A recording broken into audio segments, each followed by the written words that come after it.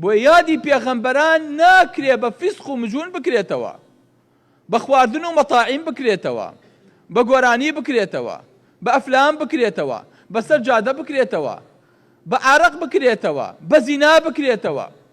ئایا پێغەمبەران بەمە ڕازین؟ لە یادی ئەمانەیە، لە یادی یەکی یەکە، لە یادی پێغەمبەری مەزنا صلی الله علیه وسلم شرک و فیسق و بیدعە بکرێ؟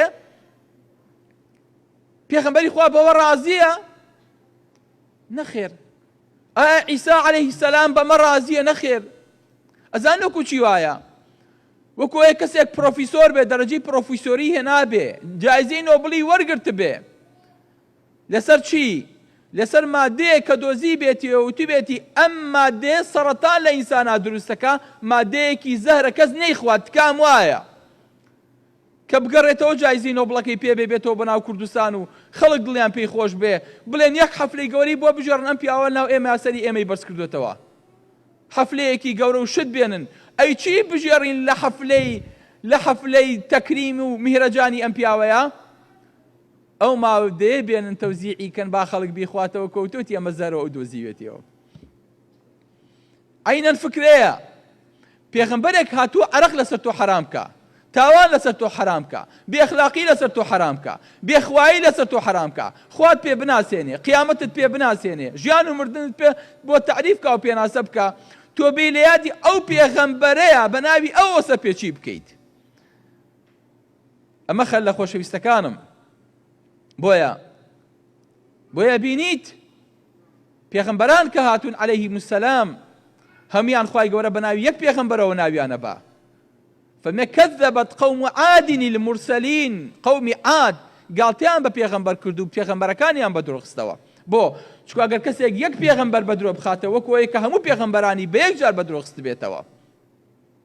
بۆیە ئیمانمان هەیە کە هەموو ئەم پێغەمبەرانی کە هاتوون پێغەمبەری خوان، بۆ هەدەفێکی گەورە هاتوون، بۆ کارێکی مەزن هاتوون، مراقبن بەسەر خەڵکیەوە و شایەتیشن بەسەر خەڵکیەوە تاوەکو ڕۆژی قیامەت.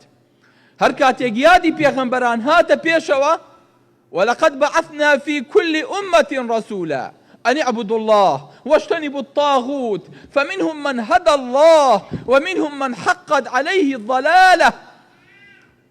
بەڵێ لەناو هەموو قەومێکا پێغەمبەرێکمان نارد خوا بپەرستن، وازە تاغوت بێنن، واز دەوانە بێنن لە غەیری خوا ئەپەرسترێ، واز لە بێدینی بێنن، واز لە عەلمانیەت بێنن، واز لە دوور لە خوایی بێنن، واز لە سووڕی با بێنن، واز لە سفوری بێنن، واز لە تاوان بێنن، واز لە نەزەر بێنن، واز لە خراپە بێنن. سبحان الله. ئێمە ئەمڕۆ لە یادی پێغەمبەرانمانە پێویستمان بە پێغەمبەرێکی ترە بێ، نەوەکو یادی پێغەمبەرە کۆنەکان بکەینەوە وازانین. زۆر پابەندی ئەوان بووین.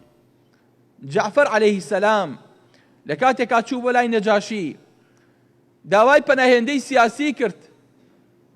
نەجاشی پێشەوەی کە پەناهێندەی باتێ، پێشەوەی کە لەجووی سیاسی باتێ، ئەمری کوڕی ئاز گەیشتە سەری، وتی ئەی پاشا، کەوڵم بۆیە ناوی، پێستەم بۆیە ناوی لە وڵاتی مەککەوە، هاتووم کۆمەڵێک گەنجی هەرزەمان هەیە ڕایان کردووە لە دەستی ئێمە، دینەکەی خۆیان گۆڕیوە، ناشتوونەتە ناو دینەکەی جەنابتەوە. نەجاشی بە جەعفەری ود ڕاست دەکات، فەرمی ئەیها المەلیک إنا كنا قوم جاهلية نعبد الأصنام ونأكل الميتة ونأتي لفواحش ما ظهر منها وما بطن ونسيء الجوار. سبحان الله. فرمي أي قورم، أي سروك، أي ملك، أي مكاتي خوي قومي خراب بوين، قومي بين بتمان دروستە کرد و ئەمان پەرست، شەریکمان بۆ خوا بڕیارەدا، ئەرەقمانە خوارد، زینامانە کرد، لەگەڵ دراوسەیە خراب بووین، گەورە بچووکێ خوارد و ئەی چەوسانەوە،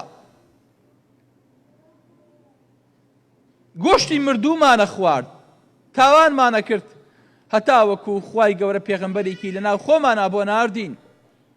ئەمان ناسی چێیە و کوڕی چێیە و نەسەبەکەی چێیە؟ ئەمری پێکردین خوا پەرستین و شەریکی بۆ بڕیار نەدەین. ئەمڕۆ ئەمەیە تەعتیل کراوە، خوا بە تەنیا ناپەرسرێ، ئللا ئەبێ ڕیای تیابێ، ئللا ئەبێ شرکی تیابێ، ئللا ئەبێ بەشی خەڵکی تیابێ هەتا وەکو بەتەنیا بتوانی خواپەرستی نەمە کارێکی زەحمەتە. ئەمری پێکردین ڕازگۆ بین، ئەخلاقمان جوان بێ، وازە تاوان بێنین، لەگەڵ دایک و باوکمانە چاک بین، نوێژ بکەین، بە ڕۆژوو بین، عیبادەت بکەین. سبحان الله، عەدالەت و دادپەروەری خستە ناو ئوممەتەوە. ئەم کاتە گەورە ئیتر بچووکی پێ نەئەخورا. ئەگەر بەم قیاسەی جەعفەری تەیار بێ، ئێمە ئەمڕۆ پێویستمان بە پێغەمبەرێکی ترە، پێویستمان بە کەسێکی ترە، جارێکی تر ڕزگارمان کاتەوە.